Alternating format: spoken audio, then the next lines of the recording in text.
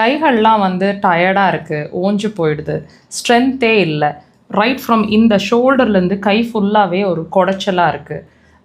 கைகளை லிஃப்ட் பண்ணி குக் பண்ணும்போது கூட கஷ்டமாக இருக்குது. கொஞ்சம் நேரத்துலேயே ஒரு மாதிரி டயர்டாக இந்த மசில்ஸ் எல்லாம் வீக்காக இருக்கிற மாதிரி ஃபீல் பண்ணுறது. லேடிஸாக இருந்தால் ப்ளவுஸ் போடுறதுக்கு கையை தூக்கும் போது கஷ்டமாக இருக்குன்னு சொல்லுவாங்க. தலை சீவும் போது கொஞ்சம் தூரம் கொஞ்சம் நேரம் கையை தூக்கி சீவினா கூட அந்த கைகள் வந்து மசில்ஸ் வந்து ரொம்ப ஓஞ்சு போயிடுதுன்னு ஃபீல் பண்ணுவீங்க. இந்த மாதிரி சிரமங்கள், அதாவது கைகள் சார்ந்த டயர்ட்னஸ் இருந்துச்சுன்னு சொன்னால் ஸ்ட்ரென்த் குறைபாடு. இந்த பாயிண்ட்ஸ் ஒர்க் பண்ணோம். லொக்கேஷன் கரெக்டாக மார்க் பண்ணியிருக்கிறாங்க, தெரியுதுங்களா? சுண்டு விரலோட சைடில் எக்ஸாக்டாக மார்க் பண்ணியிருக்கிற இடத்துல அந்த பாயிண்ட் இருக்குது.